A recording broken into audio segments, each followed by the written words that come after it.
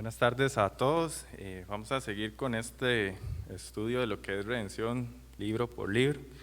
La semana pasada Henry nos habló de Jeremías y hoy vamos a estudiar lo que es Lamentaciones, aprovechando un poco y ojalá que les haya quedado bastante esa explicación histórica que nos hizo Henry al inicio para entender, ¿verdad?, el contexto en el que estaba la profecía de Jeremías. Sabemos, por lo que estudiamos la semana pasada, que estamos entre uno de los hitos o hechos más importantes en la historia de los judíos, que fue el momento en el que los babilonios llegaron y sitiaron la ciudad. Entonces, el rey Nabucodonosor entró a la ciudad de Jerusalén, todo con su ejército de Babilonia, y la sitió y la tomó. Nabucodonosor desató toda su fuerza y tuvo bajo asedio a Jerusalén por alrededor de 18 largos meses. Eso significó que la población estaba literalmente encerrada detrás de los muros de la ciudad con pocos alimentos, con poca agua, y todo eso se fue acabando rápidamente. Esa escasez, ¿verdad?, produjo una crisis social, inclusive vamos a ver en Lamentaciones cosas muy devastadoras como que las mismas madres se comían a sus hijos, ¿verdad? Y en ese contexto, ¿verdad?, en el que se encuentra Jerusalén, se escribe Lamentaciones, ¿verdad? Pero vamos a ver más adelante qué nos quiere hablar Dios con este libro en una situación tan particular, ¿verdad? Jerusalén fue tomada, demolida e incendiada y el templo del Señor fue destruido. Aquella estructura que era orgullo nacional para los judíos fue hecha a pedazos, ¿verdad? Y obviamente fue un golpe bastante duro para el pueblo judío, pero eso tenía un propósito de Dios. Ese es el panorama desolador delante de los ojos del escritor de Lamentaciones. Todo el libro fue escrito cuando no había ni una sola luz de esperanza. Todo estaba en ruinas, acabado, sus vidas destruidas, todas sus seguridades perdidas. Ese dolor que Jeremías, el posible autor de estos lamentos anónimos, experimentó a primera mano. Y eso fue producto de las circunstancias horrendas que vivió junto con el pueblo durante todo ese periodo de cataclismo y la consecuente condición de miseria. Y lo que es curioso, como vimos en Jeremías, todo eso el Señor se los había advertido. Y al no hacer caso a la voz de Dios, suceden estas cosas. Entonces, vayamos a Lamentaciones, el primer versículo, y vean cómo inicia. Vamos a leer los primeros dos versículos y noten cómo el autor nos quiere poner como en contexto de lo que está sucediendo. Dice: ¿cómo ha quedado sola la ciudad populosa? La grande entre las naciones se ha vuelto como viuda. La señora de provincias ha sido hecha tributaria. Amargamente llora en la noche y sus lágrimas están en sus mejillas. No tiene quien la consuele de todos sus amantes. Todos sus amigos le faltaron, se le volvieron enemigos. Entonces vemos que la situación no es para nada alentadora y así comienza Lamentaciones, pero vamos a ver que después hay una luz de esperanza en medio del libro, que curiosamente vamos a hablar un poco de esto, pero está en el centro del libro con el capítulo 3, que probablemente sea el capítulo tal vez más importante para entender qué es lo que quiere Dios decirnos en Lamentaciones. Pero así es esto, cuando vemos que la situación no es para nada alentadora, Dios siempre muestra a través, ¿verdad?, de las diferentes circunstancias una esperanza. Y eso es lo que la vida del creyente también vive. Cuando creemos que estamos completamente destruidos, desolados, llega Cristo y es nuestra esperanza. Y lo podemos ver en las situaciones actuales. Tal vez un país o nación en rebelión contra Dios experimenta sufrimiento. Y si tan solo nos volviéramos a Cristo, podríamos ver esperanza. Entonces de eso va a tratar el libro de Lamentaciones, pero antes de comenzar, quiero pedirles que me acompañen en oración. Entonces oremos. Señor, te damos gracias por este tiempo que nos permites estudiar tu palabra. Señor, te pido que hables a nuestros corazones por medio de tu palabra. Señor, lo que vayamos a ver el día de hoy pueda animarnos, Señor, podamos entenderlo, podamos ver a tu Hijo Jesucristo en este libro, Señor, así como lo hemos venido estudiando a lo largo de todo este año, Señor. Te pido que te lleves toda distracción, cualquier cosa que nos quiera desenfocar de tu palabra en esta noche, Señor. Gracias porque nos permites estar acá. Bendice, Señor, a las personas que tal vez por diversas circunstancias no pudieron venir. Señor, somos una iglesia, somos unidas, Señor, y tú estás actuando en nuestros corazones, Padre. Ponemos este tiempo de predicación en tus manos. Usa tu Santo Espíritu para hablar a cada uno de nuestros corazones, Señor. Quita toda palabra de sabiduría humana de mi boca, Señor. Que seas tú quien nos hable en esta noche, Señor. Te lo pido en el nombre de tu Hijo Jesucristo. Amén. Entonces comencemos a estudiar lo que es Lamentaciones, pero antes de estudiar en sí la estructura del libro, quería hablarles un poco acerca de esta particular, o por decirlo así, son 5 poemas escritos, ¿verdad? 4 de ellos en forma de acróstico, ahorita les voy a explicar qué significa, y uno de ellos no es acróstico, pero tiene una particularidad, que tiene la misma cantidad de versículos que los demás, excepto el capítulo 3, que tiene el triple de versículos que los demás poemas, pero vamos a entrar más en detalle más adelante. Nada más para comenzar, Lamentaciones se derivó de una traducción, o el título del libro se encontraba en la traducción de la Vulgata latina, del griego de la Septuaginta, y expresa la idea de clamores fuertes. La exclamación hebrea que se dice Eka, que quiere decir cómo, que de hecho es como inicia Lamentaciones, ¿verdad? También es expresada como desmayo, usada en los versículos del 1 al 1, del 2, 1 y el 4, 1, le da el título al libro. Y el género literario es poesía. Pero ahora, ¿qué tipo de poesía es Lamentaciones?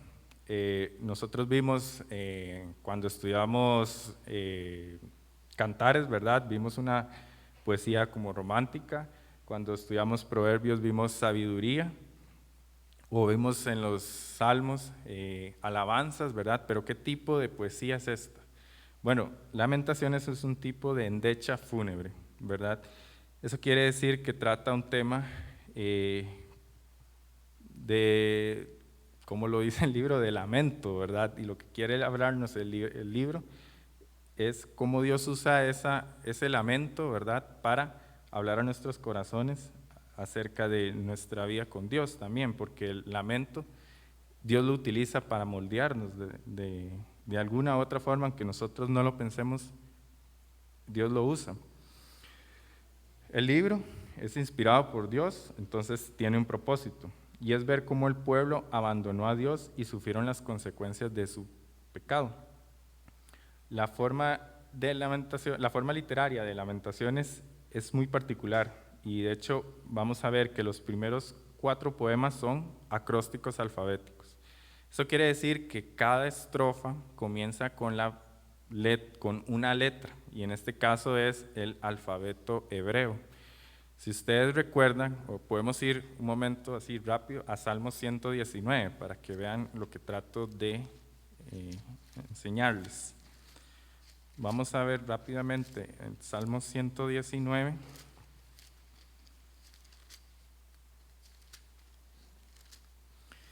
Y si ustedes ven, al inicio de cada estrofa viene una letra, ¿verdad?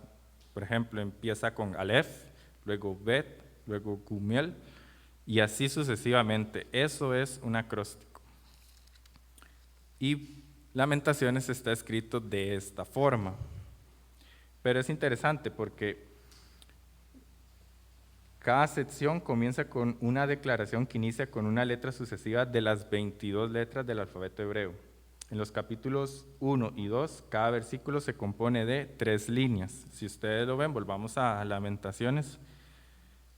Todos tienen 3 líneas, ¿verdad? Ahí tal vez si ustedes ven como es que no sé cómo se dice, la sangría, ¿verdad?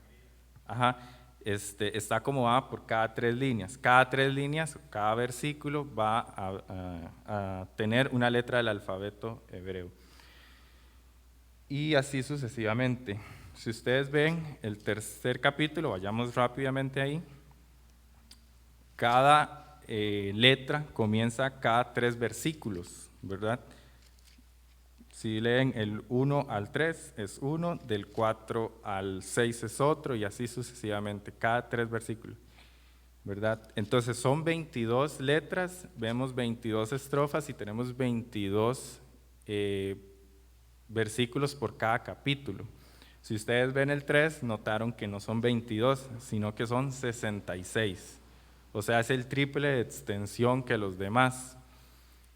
Es curioso porque el énfasis del libro está en el versículo 3, en el capítulo 3, perdón. Lo que quiere mostrarnos es la importancia de lo que quiere decir este poema, ¿verdad? Y por último, el capítulo 5 no es un acróstico, no está acomodado de esa forma, sin embargo, tiene la misma cantidad de versículos. Esto tenemos que también entender, digamos, que los versículos, pues obviamente los numeritos fueron añadidos, ¿verdad? Pero lo que trato de enseñarles es la extensión, que es la misma. Igual con los otros capítulos, están separados por estrofas con las mismas extensiones y acomodados de esa forma. ¿Para qué todo esto? Bueno, vamos a ver más adelante que toda esta estructura bien compuesta, bien estructurada, por decirlo así, tenía un propósito para los judíos. Es precisa y nos habla de un proceso de reflexión de las circunstancias por parte del autor, en el que no permite que las emociones simplemente se manifiesten sin control. Como vimos en el estudio de Salmos, los que fueron a las casas, ¿verdad? Vimos que hay emociones o se reflejan emociones en los salmos que tal vez no quieren decir verdades bíblicas, pero que el autor trata de mostrar un énfasis, y acá sucede lo mismo a través de las endechas que quiere tratar de comunicarnos Jeremías en los diferentes capítulos, ¿verdad? Y nos permite reflexionar. De hecho, un pastor explicaba esto de una forma que me llamó mucho la atención. A veces, lo que era la poesía hebrea tenía la intención de que se memorizase, ¿verdad? Y que fuera fácil de aprender. Igual cuando lo vimos en Proverbios, vimos que el género literario nos permitía memorizar rápidamente para poder entender algunas verdades. En Lamentaciones se cree que ese no fue el propósito, sino que más bien que estuviera escrito en forma de acróstico, quería que, así como nosotros le enseñamos, bueno, los que son padres, yo, a los hijos, el alfabeto, ¿verdad? A, B, C, y si alguien se equivocaba, no, te faltó la D, ¿verdad? Eso es lo que querían los judíos transmitirle a todos, ¿verdad? Que pudieran memorizar esto que era palabra de Dios y que no se les olvidara absolutamente nada. O sea, que nada podía quedar por fuera. Y si ustedes ven el tema de Lamentaciones habla de destrucción, describe una situación del pueblo muy horrible, y eso tenía que ser memorizado y guardado en el corazón de cada uno de los judíos, pero de que definitivamente nos habla el día de hoy también. Ahora, ¿cuál es el contexto histórico? Lamentaciones se relaciona muy de cerca con el libro de Jeremías, describiendo la angustia por la recepción de Jerusalén del juicio de Dios por los pecados de los que no se arrepintieron. En el libro que lleva su nombre, Jeremías había predicho la calamidad en los capítulos 1 al 29, de aquella estructura que nos habló Henry. En Lamentaciones él se concentra más en los detalles del sufrimiento amargo y quebrantamiento de corazón que fue sentido por la devastación de Jerusalén.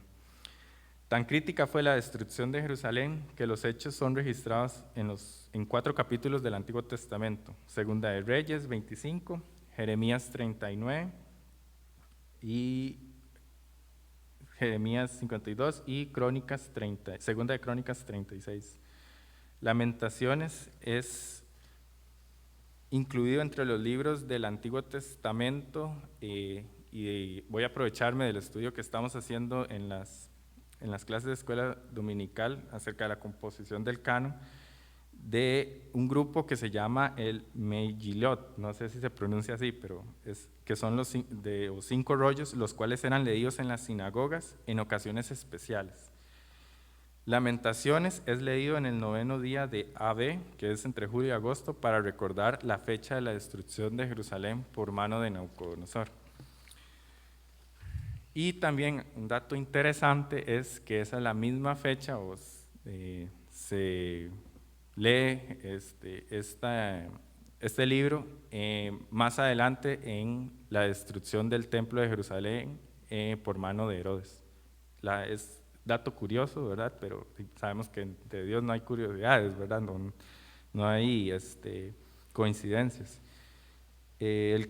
Nada más para agregar, el Cantar de los Cantares se lee durante la Pascua, la celebración más importante, Ruth en Pentecostés para celebrar la cosecha, y Lamentaciones, como lo había dicho, en el 9º día del 4º mes, que se conmemora la destrucción de Jerusalén, y Eclesiastés en la fiesta de los tabernáculos. Bueno, y Esther en Purim. Entonces, ¿cuál es el tema del libro? Hay 2 temas, ¿verdad?, que hablan en el libro, que es la destrucción del templo y la cautividad de Babilonia. Y el propósito es la causa del sufrimiento está ligada al pecado de la desobediencia y sus consecuencias. Entonces esto lo quería mencionar como para entrar un poco en contexto, porque ahora sí pues vamos a leer bastante, aprovechando que el libro no es tan largo, y veamos el primer capítulo. En los primeros 11 versículos del capítulo 1, ¿verdad?, nos habla del lamento del profeta Jeremías. Y es interesante porque en vamos a ver que primero habla Jeremías y después el que habla pareciera que es Jerusalén, o aquí lo llama Sión. Entonces comencemos leyendo desde el versículo 1, dice: como ha quedado sola la ciudad populosa, la grande entre las naciones se ha vuelto como viuda. La señora de provincias ha sido hecha tributaria. Amargamente llora en la noche y sus lágrimas están en sus mejillas. No tiene quien la consuele de todas sus amantes. Todos sus amigos le faltaron, se le volvieron enemigos. Judá ha ido en cautiverio a causa de la aflicción y de la dura servidumbre. Ella habitó entre las naciones y no halló descanso. Todos sus perseguidores la alcanzaron entre las entrechuras. Las calzadas de Sión tienen luto, porque no hay quien venga a las fiestas solemnes. Todas sus puertas están asoladas, sus sacerdotes gimen. Sus vírgenes están afligidas y ella tiene amargura. Sus enemigos han sido hechos príncipes, sus aborrecedores fueron prosperados, porque Jehová la afligió por la multitud de sus rebeliones. Sus hijos fueron en cautividad delante del enemigo. Notan la descripción que trata de darnos Jeremías, ¿verdad?, acerca de ese pecado del pueblo por haber desobedecido a Dios. Vean, por ejemplo, el versículo 9. Su inmundicia está en sus faldas y no se acordó de su fin. Por tanto, ella ha descendido sorprendentemente y no tiene quien la consuele. Mira, oh Jehová, mi aflicción, porque el enemigo se ha engrandecido. Entonces vemos el lamento del profeta por la nación de Jerusalén, y después en el versículo 12, más bien ahora habla Sión o Jerusalén, dice: no os conmueve a cuanto pasáis por el camino, mirad y ved si hay dolor como mi dolor que me ha venido, porque Jehová me ha angustiado en el día de su ardiente furor. Desde lo alto envió fuego que consume mis huesos, ha extendido red a mis pies, me volvió atrás, me dejó desolada y con dolor todo el día. El yugo de mis rebeliones ha sido atada por su mano, ataduras han sido echadas sobre mí, cerviz ha debilitado mis fuerzas. Me ha entregado el Señor en manos contra las cuales no podré levantarme. El Señor ha hollado a todos mis hombres fuertes en medio de mí. Llamó contra mí compañía para quebrantar a mis jóvenes. Como lagar ha hollado el Señor a la Virgen, hija de Judá. Por esta causa lloro, mis ojos fluyen aguas, porque se alejó de mí el consolador que dé el reposo a mi alma. Mis hijos son destruidos porque el enemigo prevaleció. Sión extendió sus manos, no tiene quien la consuele. Jehová dio mandamiento contra Jacob, que sus vecinos fuesen sus enemigos. Jerusalén fue objeto de abominación entre ellos. Y veamos lo que dice el versículo 18. Jehová es justo, yo contra su palabra me rebelé. Oíd ahora, pueblos todos, y ved mi dolor. Mis vírgenes y mis jóvenes fueron llevadas en cautiverio. Entonces noten, ¿verdad?, cómo el pueblo reconoce su pecado y su desobediencia. Y como les decía al principio, esto tenía que ser memorizado por ellos. ¿Cómo recordar? O sea, ¿qué propósito tenía recordar todo esto, verdad? Y eso nos habla de también el proceso que nosotros vivimos cuando reconocemos a Jesús como nuestro Señor. Primero vemos nuestra desobediencia y vemos que somos incapaces de poder salvarnos por nosotros mismos, y reconocemos, aquí como en el versículo 18, Jehová es justo y contra su palabra me rebelé. Me doy cuenta de que soy pecador, necesito a alguien que me salve porque yo no puedo por mis propias fuerzas. Y luego vamos a ver que el pueblo reconoce eso. Pero entonces vemos en este capítulo, en este primer poema, dos divisiones, que es el lamento del profeta y el lamento de la ciudad. Y ahora pasemos al capítulo 2, que va a hablar de tres temas en específico: la ira de Dios, la agonía de Jerusalén y el clamor de Jerusalén. Entonces, veamos cómo se refleja la ira de Dios en los versículos del 1 al 9. Y todo este capítulo nos habla de cuál fue la causa de la devastación, por qué el pueblo está siendo afligido. Y vean que inicia igual que el capítulo 1, esto porque está acomodado de forma acróstico. Cómo oscureció el Señor en su furor a la hija de Sión, derribó del cielo a la tierra la hermosura de Israel, y no se acordó del estrado de sus pies en el día de su furor. Destruyó el Señor y no perdonó, destruyó en su furor todas las tinieblas de Jacob, echó por tierra las fortalezas de la hija de Judá, humilló al reino y a sus príncipes, cortó con el ardor de su ira todo el poderío de Israel, retiró de él su diestra frente al enemigo, y se encendió en Jacobo como llama de fuego que ha devorado alrededor. Entensó su arco como enemigo, afirmó su mano derecha como adversario, y destruyó cuanto era hermoso. En la tienda de la hija de Sión derramó como fuego su enojo. El Señor llegó a ser como enemigo, destruyó a Israel, destruyó todos los palacios, derribó sus fortalezas y multiplicó en la hija de Judá la tristeza y el lamento. Quitó su tienda como enramada de huerto, destruyó el lugar en donde se congregaban.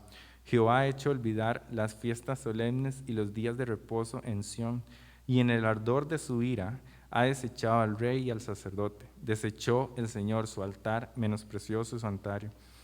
Ha entregado en mano del enemigo a los muros de los palacios, hicieron resonar la voz en la casa de Jehová como en día de fiesta. Jehová determinó destruir el muro de la hija de Sión, extendió el cortel, no retrajo su mano de la destrucción, hizo pues que se lamentara el antemuro y el muro, y fueron desolados juntamente. Sus puertas fueron echadas por tierra, destruyó y quebrantó sus cerrojos. Su rey y sus príncipes están entre las naciones donde no hay ley. Sus profetas tampoco hallaron visión de Jehová. Entonces vemos en todos estos versículos la ira de Dios reflejada. ¿Y por qué esto es importante? Bueno, porque Dios es santo y nosotros debemos ver la santidad de Dios como un atributo. Él es santo, y de hecho la Biblia dice que Él es 3 veces santo. No podemos quitar la ira de Dios y hablar solamente del amor. La ira de Dios tiene un propósito, ¿verdad? Y es reflejar también su justicia, porque Él es santo. Entonces es un tema que tal vez a muchos no les guste hablar. No es un tema devocional, ¿verdad? No hacemos un devocional de la ira de Dios, no es muy común. Pero definitivamente, y lo vemos en estos versículos, la ira de Dios por el pecado. De hecho, uno de los versículos dice, Él ha determinado destruir. Entonces, vemos que es un tema importante. Ahora, para hablar acerca de la agonía de Jerusalén, entre los versículos del 10 al 17, quiero que leamos nada más el 16. Dice, todos tus enemigos abrieron contra ti su boca, se burlaron y crujieron los dientes, dijeron, devorémosla. Ciertamente este es el día que esperábamos, lo hemos hallado, lo hemos visto. O sea, noten con qué sentimiento tratan de describir lo que ya Jeremías les había advertido. Y no hicieron caso. Y estas son las consecuencias que viven. Y ahora veamos el clamor de Jerusalén desde los versículos 18 al 22. Nada más leamos el 19, dice, levántate, da voces en la noche al comenzar las vigilias, derrama como agua tu corazón ante la presencia del Señor. Alza tus manos a Él implorando la vida de tus pequeñitos, que desfallecen de hambre en las entradas de todas las calles. Y luego dice el 20, mira, oh Jehová, y considera quién has hecho así. Haz comer las mujeres el fruto de sus entrañas, los pequeñitos su tierno cuidado, han de ser muertos en el santuario del Señor, el sacerdote y el profeta. O sea, estos versículos, como les decía al inicio de la prédica, también describen la situación de precariedad que vivía el pueblo. Inclusive aquí en el versículo 20 dice que las mujeres han de comer del fruto de sus entrañas. Entonces noten la situación en la que se encuentra el pueblo. Y ellos elevan un clamor a Dios para buscar su perdón. Y ahora entremos en lo que es el capítulo 3, que es el capítulo tal vez más importante del libro, ¿verdad? Y nos dice la cura de la aflicción. Y en los primeros versículos del 1 al 18 vamos a ver el grito de Jeremías. Y comienza el capítulo diciendo, yo soy el hombre que ha visto aflicción bajo el látigo de su enojo. Me guió y me llevó en tinieblas y no en luz. Ciertamente contra mí volvió y revolvió su mano todo el día. Hizo envejecer mi carne y mi piel quebrantó mis huesos. Saltemos al versículo 7, dice, me cercó por todos lados y no puedo salir. Ha hecho más pesadas mis cadenas. Aun cuando clamé y di voces, cerró los oídos a mi oración. Cercó mis caminos con piedra labrada, torció mis senderos. Y noten lo que dice el versículo 8. Aun cuando clamé, di voces, cerró los oídos a mi oración. Y muchos de nosotros probablemente hemos sentido a veces orando que Dios no nos escucha. Y no sé si a ustedes le ha pasado, pero esa es una situación difícil. O sea, estar orando y sentir que tal vez Dios no está escuchándome, ¿verdad? Puede ser un sentimiento agobiante, ¿verdad? Y ese es lo que nos está describiendo el profeta. En ese mismo contexto, él nos trata de transmitir que aún, ¿verdad? Levantando un clamor, dice que cerró los oídos a mi oración. Eso habla de la desesperación con la que el profeta quiere comunicarnos este dolor. Luego vemos en los versículos del 19 al 37 que Jeremías habla acción y describe a Dios y sus obras. Y este es como lo más importante. Vamos a leer el 16. Dice, mis dientes quebró con cascajo, me cubrió de ceniza y mi alma se alejó de la paz. Me olvidé del bien y dije, perecieron mis fuerzas y mi esperanza en Jehová. Acuérdate de mi aflicción y de mi abatimiento, del ajenjo y de la hiel, lo tendré aún en memoria, porque mi alma está abatida dentro de mí. Esto recapacitaré en mi corazón, por lo tanto, en él esperaré. Y luego dice, y creo que son como los más importantes, por la misericordia de Jehová no hemos sido consumidos, porque nunca decayeron sus misericordias. Nuevas son cada mañana, grande es tu fidelidad. Y muy probablemente hemos escuchado estos versículos muchas veces y tal vez no tenemos todo el contexto, ¿verdad? En el contexto del sufrimiento, en el contexto de la devastación, Jeremías dice, por la misericordia de Jehová no hemos sido consumidos, porque nunca decayeron sus misericordias, nuevas son cada mañana, grande es tu fidelidad. Entonces noten que tiene más sentido este versículo cuando entendemos el contexto. Dice, mi porción es Jehová, dijo mi alma, por tanto en él esperaré. Aún en la condición más devastadora, nuestra confianza debe ser como la describe aquí Jeremías, en él esperaré. Seguimos leyendo. Bueno es Jehová a los que en él esperan, el alma del que le busca. Bueno es esperar en silencio la salvación de Jehová. Bueno es el hombre llevar el yugo desde su juventud, que se siente solo y calle, porque es Dios quien se lo impuso. Ponga su boca en el polvo por si aún hay esperanza, de la mejilla al que le hiere y sea colmado de afrentas. Porque el Señor no desecha para siempre, antes si aflige, también se compadece según la multitud de sus misericordias. Y esto es importante. Noten que ahí dice que el Señor no desecha para siempre, antes si aflige, también se compadece. Y eso nos habla de que no debemos menospreciar lo que es la disciplina de Dios en nuestras vidas. Porque tal vez podríamos pensar que Dios es malo porque nos suceden cosas malas, y no es así, ¿verdad? Todo es un proceso de disciplina que nosotros estamos viviendo el día de hoy.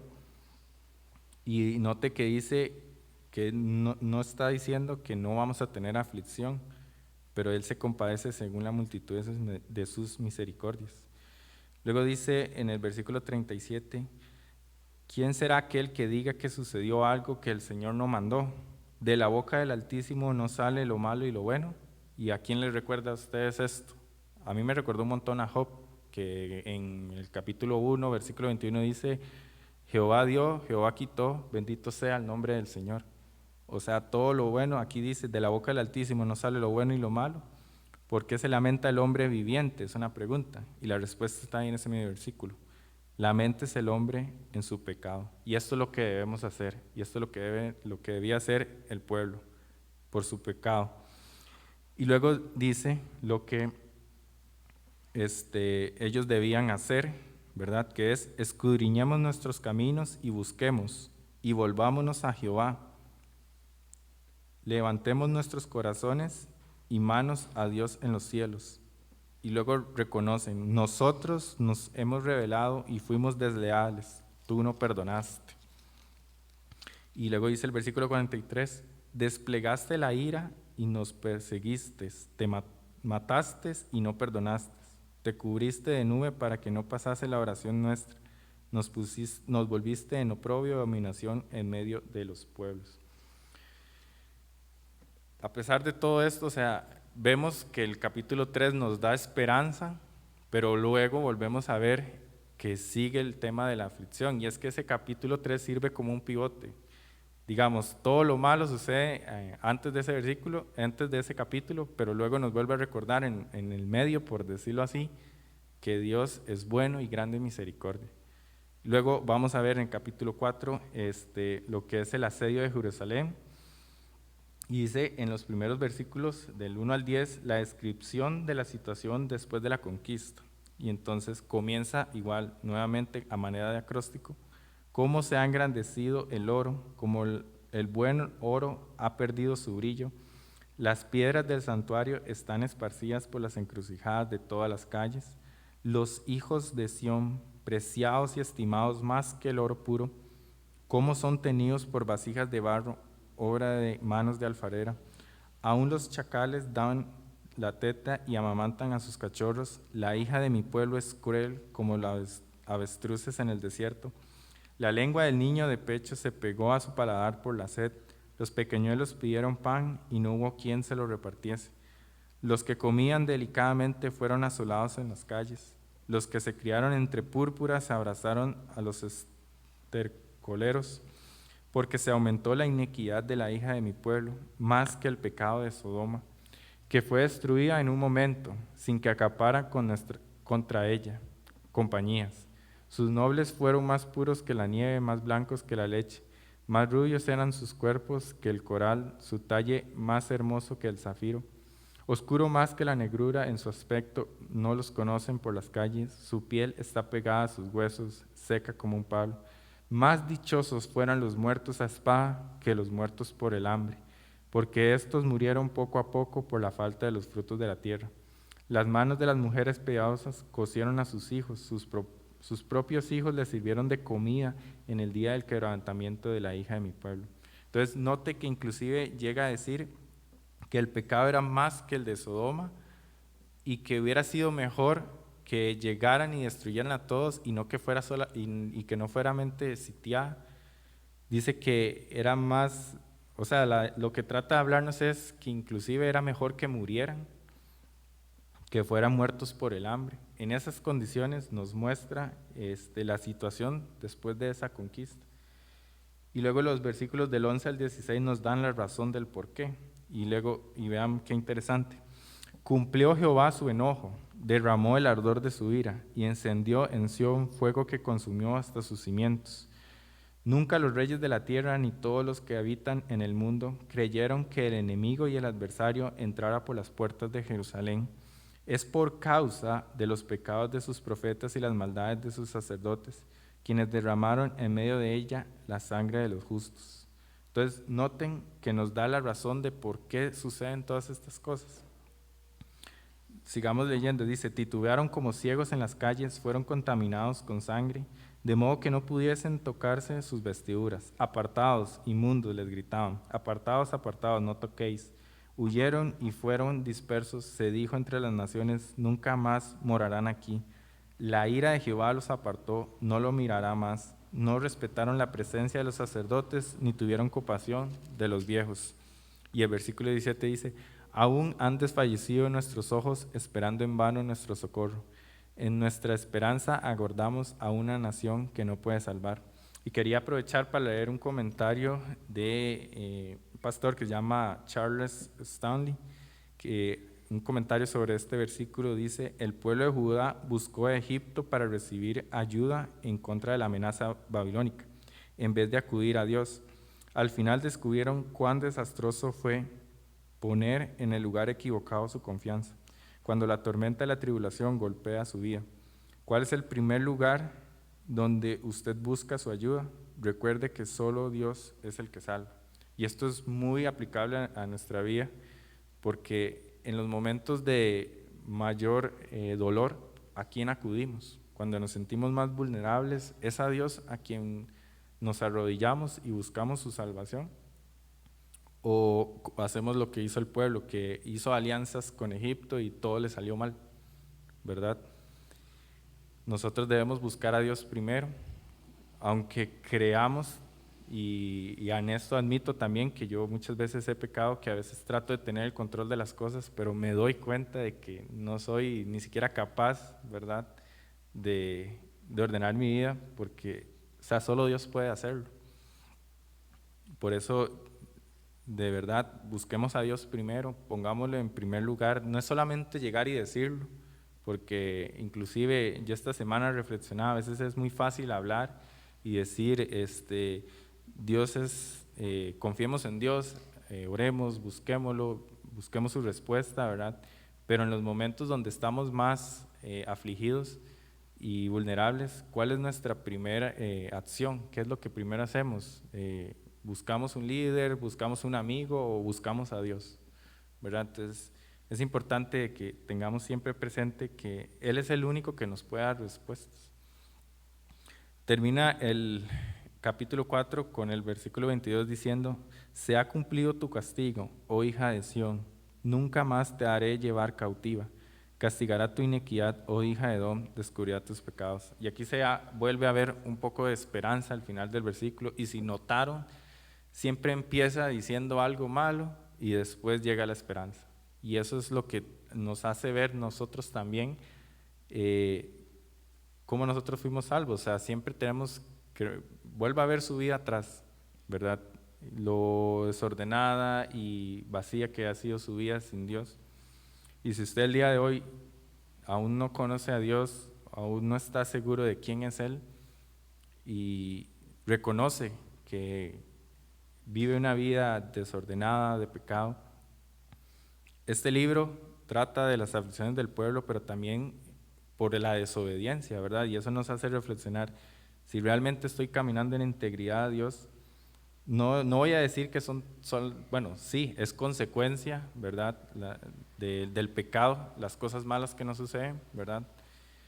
Pero si en este momento usted reconoce que no está caminando en integridad, vuelva su mirada a Dios como lo hace el pueblo, que reconoce que ha pecado, que ha sido contra Dios, que se ha rebelado, y que sea quien resuelva todo, quien sea quien nos dé esperanza, para que podamos pues salir adelante con nuestra vida y cumplir sus propósitos.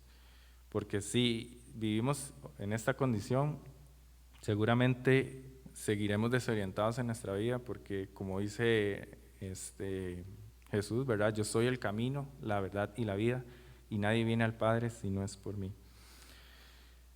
Y luego en el capítulo 5, que ya les decía que no es un acróstico, ¿verdad? Es una oración más por restauración. Nos habla en los versículos del 1 al 18 el sufrimiento del pueblo de Dios, y luego nos habla de una súplica por restauración. Aunque no es un acróstico, vean que tiene igual 22 versículos, ¿verdad? Es asombroso ver cómo este libro está organizado de una manera tan detallada, y el tema es: recuerden que por su pecado ustedes están sufriendo o están viviendo estas calamidades. Y Dios se los recuerda por medio de la poesía y de manera acróstico también, para que no se les olvide. Y esto definitivamente nos debe poner como a investigar o a estudiar o tener curiosidad de por qué este libro está escrito de una manera tan estructurada. Y nada más para ir terminando lo que es la estructura del libro, vean lo que dice el versículo 15. Cesó el gozo de nuestro corazón, nuestra danza se cambió en luto, cayó la corona de nuestra cabeza. Ay, ahora de nosotros, porque pecamos. Por esto fue entristecido nuestro corazón, por esto se entenebrecieron nuestros ojos. Por el monte de Sión que está asolado, zorras andan por él, mas tú, Jehová, permaneces para siempre, tu trono de generación en generación. ¿Por qué te olvidas completamente de nosotros y nos abandonas tan largo de tiempo? Vuélvenos, oh Jehová, a ti y nos volveremos. Renueva nuestros días como al principio, porque nos has desechado, te has airado contra nosotros en gran manera. De esta manera termina el libro. ¿Qué habrá hecho el pueblo? Bueno, la historia nos dice que continuaron con su pecado, pero es interesante ver que ellos reconocieron la desobediencia y aún así elevan un clamor a Dios para que los restaure. Dice el versículo 21, vuélvenos, oh Jehová, a ti y nos volveremos. Renueva nuestros días como al principio. Y esta es básicamente la estructura del libro, pero ¿qué aplicaciones podemos llevarnos de Lamentaciones? Nuestro concepto de Dios no necesariamente es el que muestran las Escrituras, o sea, no es simplemente lo que nosotros percibimos. La Escritura es clara en cuanto al carácter de Dios. Las catástrofes no debemos verlas como si Dios nos abandonara, porque Él usa nuestras circunstancias para moldear nuestro carácter. Volvamos un momento a Lamentaciones 3 y leamos el 31 al 33. Y dice, porque el Señor no desecha para siempre, antes se aflige, también se compadece según la multitud de sus misericordias.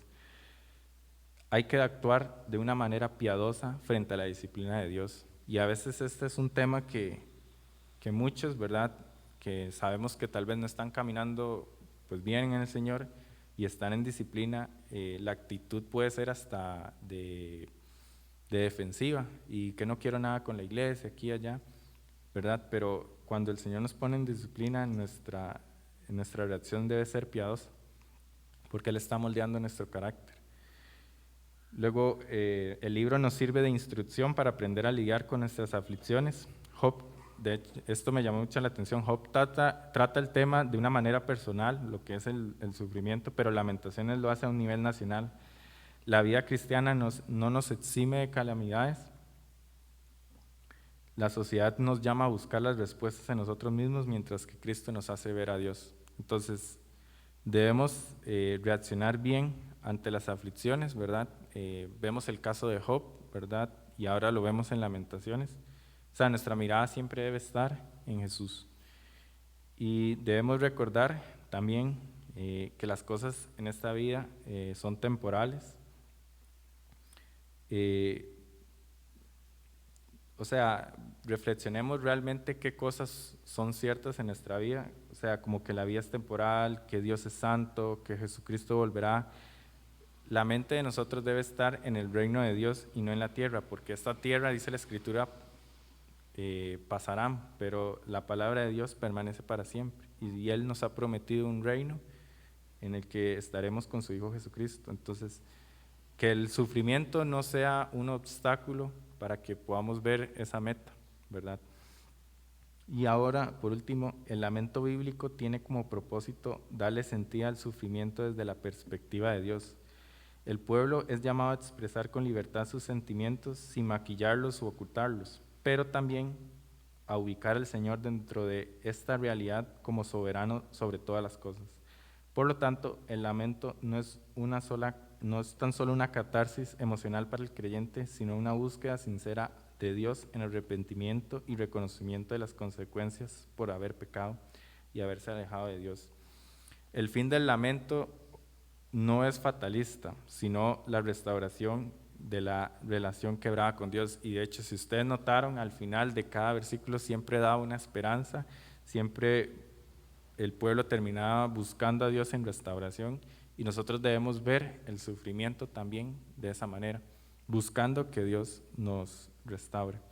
Pero bueno, también hablar de cómo vemos a Cristo en Lamentaciones. Aunque el libro no contiene referencias mesiánicas, podemos ver la aflicción del pueblo como parte del propósito de Dios para tratar con Israel. Y asimismo Cristo experimentó el sufrimiento más grande en la cruz, siendo Él justo y nosotros merecedores de la ira de Dios. Y Él tomó nuestro lugar y nos redimió para que fuésemos su iglesia sin mancha. Ese sufrimiento lo debíamos vivir nosotros, y Cristo se entregó a sí mismo para que todo eso cayera sobre Él, de manera que Dios viera a Cristo en nosotros. Y también Jeremías fue conocido como el profeta llorón por su profunda y permanente pasión por su pueblo y ciudad. Si nosotros vimos en los primeros versículos del capítulo, hablaba Jeremías y expresaba ese lamento que él sentía por ver a su pueblo en esa condición. Y este mismo dolor por los pecados del pueblo y su rechazo de Dios fue expresado por Jesús mientras se aproximaba a Jerusalén y veía a futuro su destrucción a mano de los romanos. Y les voy a pedir que me acompañen a Lucas 19.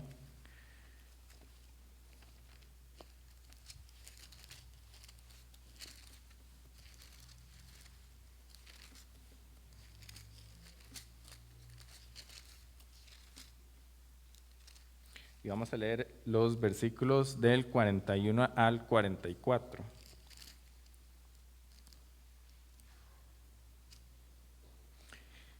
Y dice, y cuando llegó cerca de la ciudad, al verla, lloró sobre ella, diciendo, oh, si también tú conocieses a lo menos en este tu día lo que es para tu paz, mas ahora está encubierto de tus ojos, porque vendrán días sobre ti cuando tus enemigos te rodearán con vallado y te sitiarán, y por todas las partes te estrecharán. Y te derribará la tierra y a tus hijos dentro de ti, y no dejarán en ti piedra sobre piedra, por cuanto no conociste el tiempo de tu visitación. Este es Jesús hablando y compadeciéndose también por lo que va a venir para el pueblo. Entonces vemos cómo Jesús se lamenta por su pueblo, Jeremías se lamenta por su pueblo, y es a causa del rechazo de Dios. Dios no disfruta el tener que castigar a sus hijos, y su oferta de Jesucristo como una expiación por el pecado muestra su compasión por su pueblo. Un día, por Cristo, Dios secará toda lágrima. Y acompáñenme a Apocalipsis 21, 4.